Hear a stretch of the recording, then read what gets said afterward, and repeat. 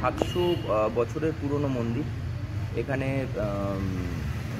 আগে লোকনাথ বাবার পিতা রামকানাই ঘোষাল মহাশয়, উনি এই মন্দিরের পুরো দায়িত্বে ছিলেন এবং এখানে পুজো করতেন উনি। লোকনাথ বাবা নিজেও এখানে বেশ কয়েকবার এসেছেন।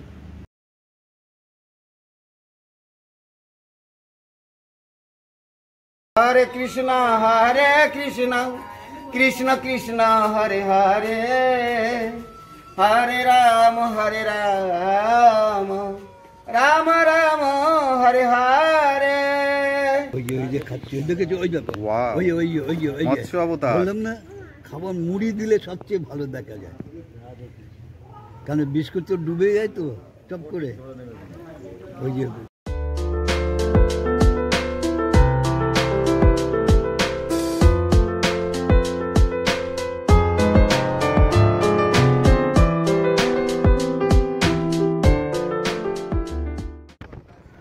আজ আমরা আপনাদের নিয়ে যাব এক অজানার দেশে।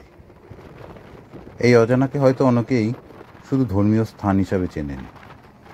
আমরা চেষ্টা করব ধর্মীয় ভাবাবেগের সাথে অজানা অচেনা স্থানগুলিকে আপনাদের সামনে নিয়ে আসতে। আপনি চাইলে পরিবার পরিজন নিয়ে একদিন এক রাত্রি থাকার প্ল্যান অনায়াসেই করতে পারেন এখানে। আর দূরত্ব যা একেবারেই ঘরের কাছে, মাত্র 1-1.5 ঘন্টার জার্নি।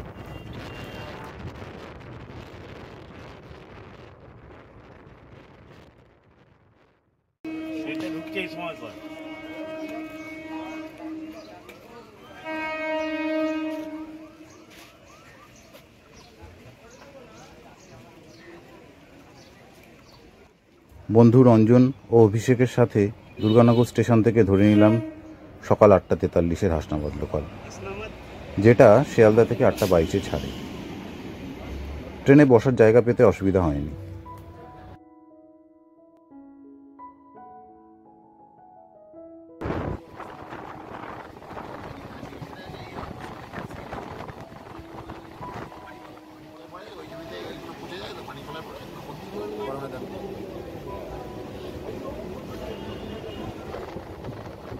এই সহযাত্রীর সাথে চলল অনেক গল্প, গ্রাম্য পরিবেশ, সবজি চাষ, মাছের ভেরি, আরও কত কি।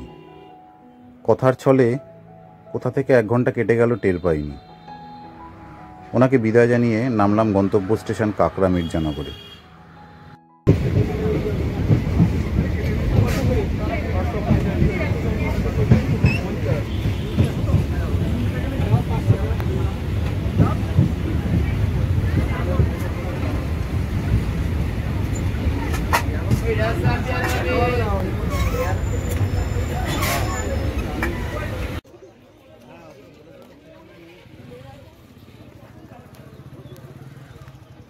স্টেশনে নেমে এগিয়ে গেলাম টোটো স্ট্যান্ডের দিকে। উল্লেখ্য, যেদিকে নামবেন সেদিকেই মিলে যাবে টোটো স্ট্যান্ড। কোথায় কোথায় যাব এবং কত রেট সব ফাইনাল করে চেপে বসলাম এনার টোটোতে। ডেসক্রিপশন বক্সে ডিটেলস দিয়ে দেব। ওনার মুখ থেকেই শুনে নেব ওনার নাম এবং আরও অনেক ইন্টারেস্টিং ফ্যাক্টস। আমার নামটা হচ্ছে মোহাম্মদ আলী হোসেন গোলদার। আচ্ছা, ঠিক আছে। আপনি মন্দির সম্পর্কে কিছু বলছিলেন? হ্যাঁ, মন্দির সম্পর্কে যেটা বলছিলাম, অনেকের মনে প্রশ্ন আসে যেটাই, যে চাকলা মন্দিরটা অরিজিনাল জন্মস্থান, কচুয়াটা মামার বাড়ি, এই নিয়ে একটা তর্কর সৃষ্টি হয়। ঠিক আছে, আমি একটা জিনিস প্রশ্ন করতে চাই, চাকলা মন্দির যদি জন্মস্থান হয়ে থাকে, তাহলে লোকনাথ বাবার যে বাল্যবন্ধু, ওনার যে মন্দির প্রতিষ্ঠাতা, তারপর ওনার যে গুরুদেব ভগবান গাঙ্গুলি, এনার বাড়ির সমাধি বা কিছু, সেটা তো চাকলাতে থাকবে। ঠিক, আমরা সেটা কিন্তু চাকলাতে খুঁজে পাই না। সেটা পেতে গেলে আপনাকে কচুয়াতেই আসতে হবে। তার কারণ হচ্ছে কচুয়াতে পাবেন আপনি চাকলার, কচুয়াতে পাবেন লোকনাথ বাবার বাল্যবন্ধু বেনি মাধবের বাড়ি, কচুয়াতে পাবেন রাধাকৃষ্ণ মন্দির, কচুয়াতে পাবেন ওনার ভগবান গাঙ্গুলি বাড়ি, তারপর মন্দির প্রতিষ্ঠাতা নিত্যগোপাল সাহা, ওনার দাদু তার প্রতিষ্ঠানের মন্দিরটাও পাবেন কচুয়াতে। এবং তারপরে আপনি কচুয়াতে পাবেন দ্বাদশকালী মন্দির, বিপত্তারিণী মায়ের মন্দির আছে এখানে। এখানে আপনার সব কিছু দেখতে গেলে কচুয়া, ওনার যে বাল্যবন্ধু যে মন্দির, লোকনাথ বাবার যে পরিবেশের বা যেটাই ওনার বাল্যমন্দির ছিল, সব কিছু এখানেই আছে। চাকলাতে গেলে সিরেফ মন্দিরটাই দেখতে পাবেন, যেটা সৌন্দর্য করে বানিয়ে রেখেছে চাকলা। ঠিক ঠিক, সেই মন্দিরটাই দেখতে পাবেন। আদারওয়াইজ এগুলো যেগুলো আমি বললাম মন্দির ছাড়া আদার্স এগুলো কিছুই দেখতে পাবেন না। পাওয়া যাবে, সবটাই পাওয়া যাবে এই কচুয়াতে। ঠিক, আমরা এই যে প্রথমে যাব এখন স্টেশন থেকে 2-3 মিনিটের রাস্তা আসলে দ্বাদশ কালী মন্দির। দ্বাদশ কালী মন্দির, ঠিক আছে ঠিক আছে। আমাদের বংশ বা অনেকে বলে বয়স্করা যে এখানে লোকনাথ বাবার বাবা পূজারী ছিলেন।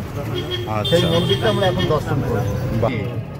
আমি জায়গাটাই পেলাম না যে কোথা দিয়ে যাওয়া যায়। এখানে যা দেখি তাই ভালো লাগে। সামনেটা যাওয়ার একটা টুকাই কিছু বল, টুকাই। বন্ধু অভিষেকের মুখ থেকেই শুনে নিন ওর অনুভূতি। আর হ্যাঁ, টুকাই ওরই ডাকনাম। অসাধারণ এসব মানে গ্রাম্য পরিবেশ। আমরা তো মফস্বল কলকাতার সংলগ্ন এলাকায় থাকি, আমরা এসব পাই না।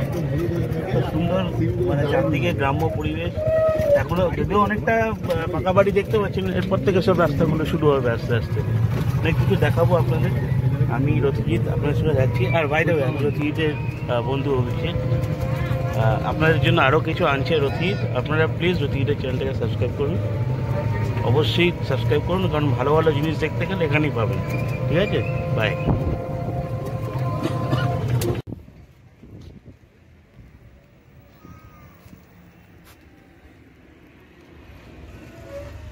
এসে পৌঁছেছি আজকের প্রথম গন্তব্য দ্বাদশ কালী মন্দির।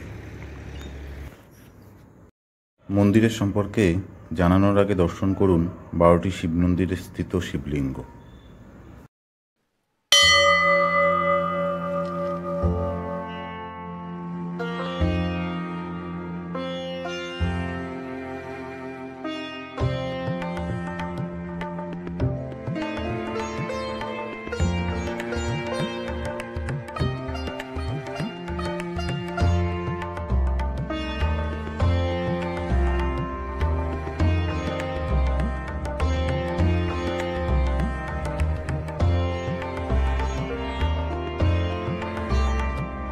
কিছু কি চেনা চেনা লাগছে?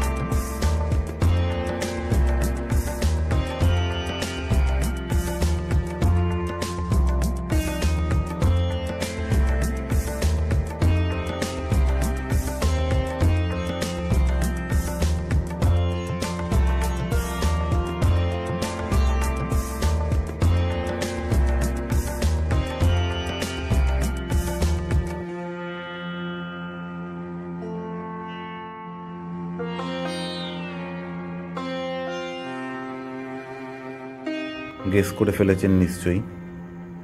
চলুন এবার মন্দির সম্পর্কে শুনে নেওয়া যাক বন্ধু রঞ্জনের মুখ থেকে।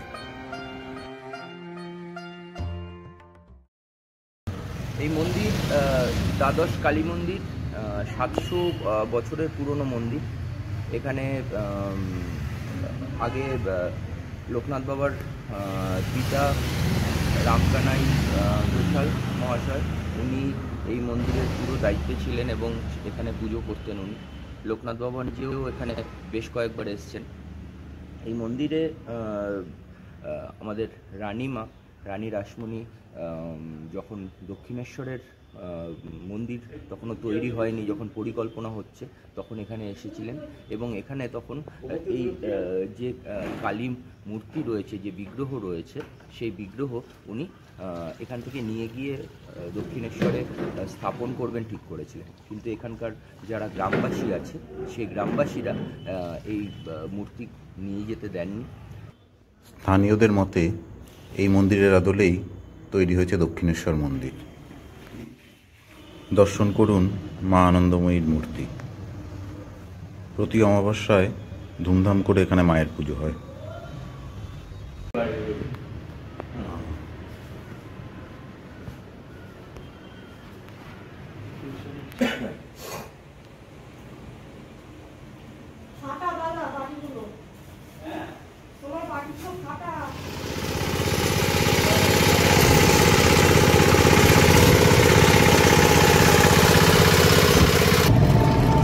খুবই লাগলো, আমার দারুণ লাগছে।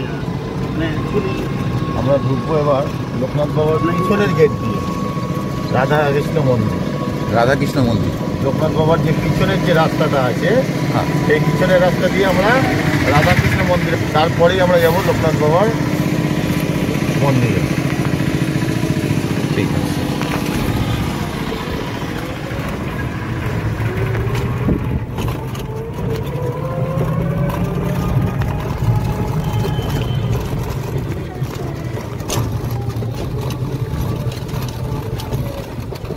ভিতরে ক্যামেরা করা নিচে রাখতে হবে।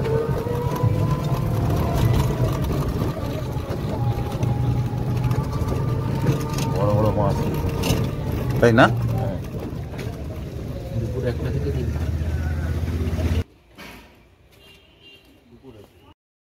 রাধা গোবিন্দের মন্দিরে একজন শ্রীকৃষ্ণ ভক্ত সেবায়েতের সঙ্গে খানিক কথাবার্তা হয়।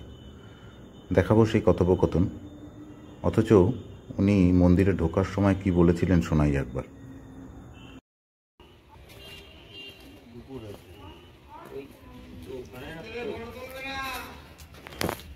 ঠিক আছে। যিনি মন্দিরটা করেছেন উনি বড় বিজনেসম্যান ছিলেন। সর্বত্যাগ করে উনি এই জায়গা কিনে নিজের হাতে তৈরি করা, এবং নবদ্বীপ থেকে উনি দীক্ষিত। গুরুদেবের নাম জীবন কৃষ্ণ গোস্বামী, বড় ছেলের নাম হচ্ছে রতন কৃষ্ণ গোস্বামী, ছোট ছেলের নাম কিশোর কৃষ্ণ গোস্বামী। উনি দীক্ষা নিয়ে স্থাপনা করলো এই কচুয়া ধামে বাবা লোকনাথের পাশে অষ্টসখীর মন্দির। সেখানে জগন্নাথ ঠাকুর আছে, গৌরনীতায় আছে, বাবা লোকনাথ আছে, স্বয়ং শিব আছে, অষ্টসখী মায়াপুর মতন সমস্ত দেখতে। এবার উনি ত্যাগ করেছেন, এবার সন্ন্যাস ধর্ম নিল। অযোধ্যাতে গিয়ে উনি সন্ন্যাস ধর্ম নিলেন। এখন আপাতত ঠাকুর, এখন মানুষের সেবা করে যাব যতদিন বেঁচে থাকি। এই হচ্ছে আমারই কাজ, আমারই প্রার্থনা।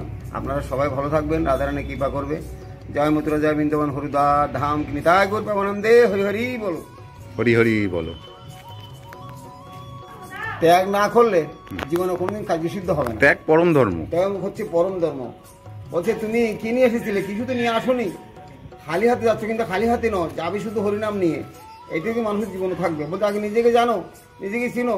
তোমার এই দেহটা মানব দেহ, তাহলে তুমি অর্থাৎ হচ্ছে আমরা হচ্ছে নেগেটিভ, পজিটিভ হচ্ছে ভগবান। তো সেই জন্যই যদি আমরা যদি পজিটিভ সে কানেকশন না করি, আমাদের জীবন অন্ধকার। তো সেই জন্যই ভগবানের সর্বদা তোমরা রাখো, তাহলে দেখবা জীবন আলো আলো হয়ে যাবে, অন্ধকারের থেকে আলো পাবে। হরিনামই কেবলম, গুরুই কেবলম। আমরা আসছি মানব দেহ, আমার একটা আত্মা, পরমাত্মা হচ্ছে স্বয়ং শ্রীকৃষ্ণ ভগবান, যিনি মথুরা বৃন্দাবনে থাকেন। সারা সমস্ত জীবের মধ্যে উনি ভগবান আছেন। মৎস্য বলো, যাই কিছু, যে কোনো জীবের মধ্যে উনি ভগবান আছেন। তো সেই জন্যই আমাদের মানে বেঁচে থাকার অর্থ হচ্ছে যতদিন আমরা বাঁচবো ততদিন আমরা হরিনাম গাইতে চলবো এবং ঠাকুর নামকরণ করবো, এক অপরকে বুঝাবো তোমরা এই কার্যসিদ্ধি করো, এই হরিনাম করো, ভগবানের নাম শরণাপন্ন হও, দেখবে তোমাদের মধ্যে শান্তি পাবে। আনন্দ কে কাউকে দিতে পারেন? আনন্দ নিজের কাছে। একমাত্র পরমাত্মার সঙ্গে কানেকশন করলে তাহলে আপনি আনন্দ পাবেন। এছাড়া আনন্দ কেউ দিতে পারে না। বলছে আমার বউ, ছেলে মেয়ে, আত্মীয় স্বজন সব কেউ আনন্দ কাউকে দিতে পারে না। আমার কাছে পয়সা করি, সমস্ত কিছু, কেউ আনন্দ হবে না।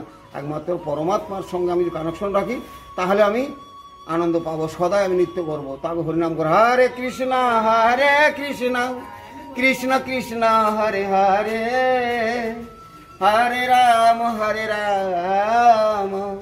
রাম রাম হরে হরে, হরে কৃষ্ণ কৃষ্ণ কৃষ্ণ হরে হরে, হরে রাম রাম রাম হরে হরে। জয় জগন্নাথ, জয় জগন্নাথ। মন্দিরের বেস্ট ভিউ ক্যাপচার করানোর জন্য ছাদে গিয়ে ফটো তোলার ব্যবস্থা উনি নিজেই করে দেন। সব দিকে না,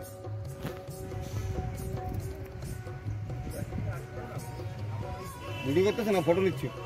ভিডিও, হ্যাঁ ভিডিও করো, ফটো তোলো, স্টিল ফটো তুলতে পারো, তোমার হাতে রাখতে পারো। কুকুরদের দ্বারে সমস্ত উঠে যাবে।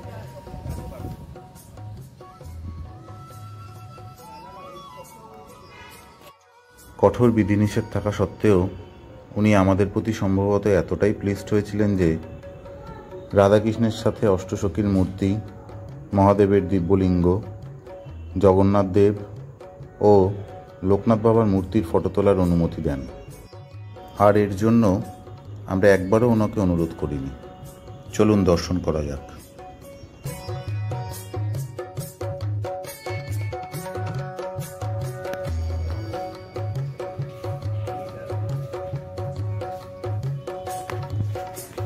ঠিক আছে, উঠেছো? এটা একটা বাজাও।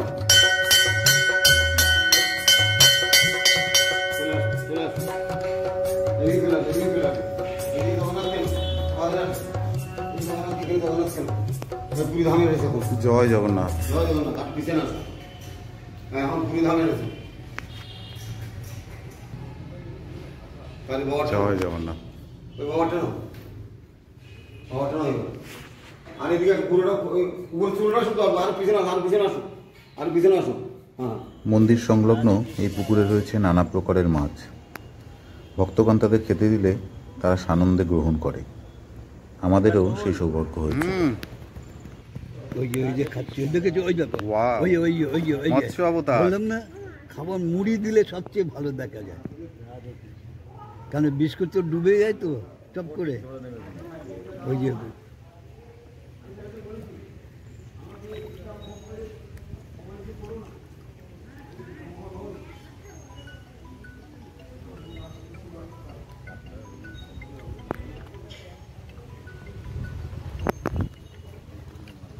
আমরা রাধাকৃষ্ণ মন্দির দর্শন করার পরে এবার ঢুকছি কচুয়া লোকনাথ বাবার মন্দিরে। তার আগেই দেখতে পাবেন পিছনের রাস্তা দিয়ে আসলে কচুয়া লোকনাথ মিশন বিদ্যা নিকেতন।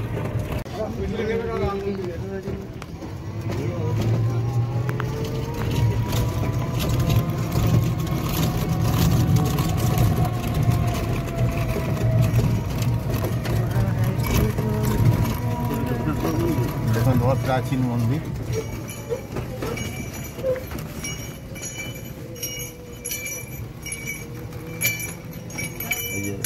মন্দির প্রতিষ্ঠাতা দাদু নিত্যগোপাল সাহা।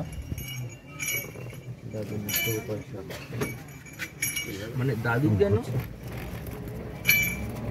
হ্যাঁ দাদা, হ্যাঁ হ্যাঁ, দাদু কেন? উনি এই মন্দির প্রতিষ্ঠাতা করেছিলেন।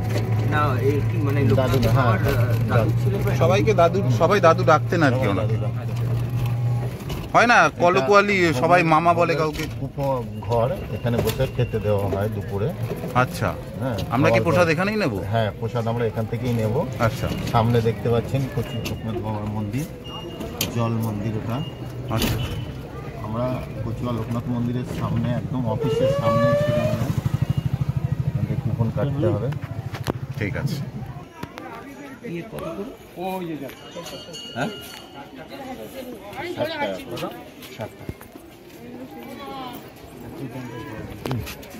তিনটে।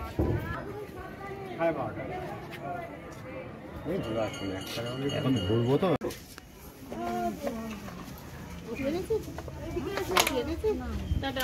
ঘটি দাও, দেখো, 1 থেকে 12, 18, 12 অব্দি। সবাই ঢালবে। আগে পুজো দিয়ে তারপর প্রসাদ নেওয়ার পালা। পুজোর সামগ্রী মন্দিরের পাশে অবস্থিত দোকান থেকেই পেয়ে যাবেন।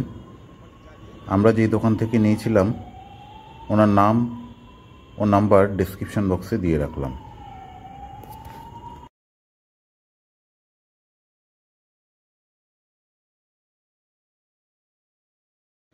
পুজো দিয়ে গ্রহণ করার সুযোগ পেলাম অমৃত সমান ভোগ। একটা বিষয় জানিয়ে রাখি, এখানে ভোগ পাবার শেষ সময় বেলা 1টা।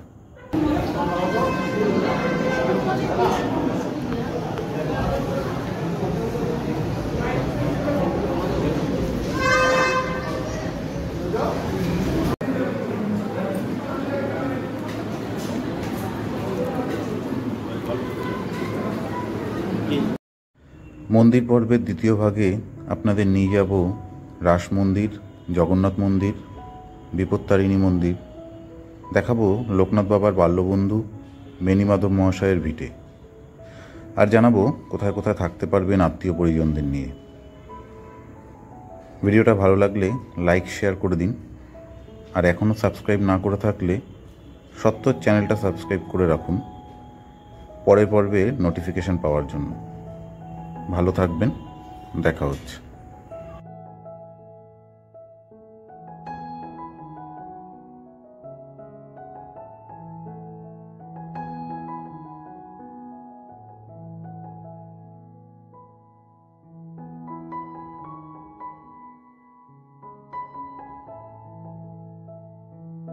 মন্দির আপনারা কাকড়া আরেকবার বল, আরেকবার স্টার্ট কর, প্রথমেরটা ওঠেনি।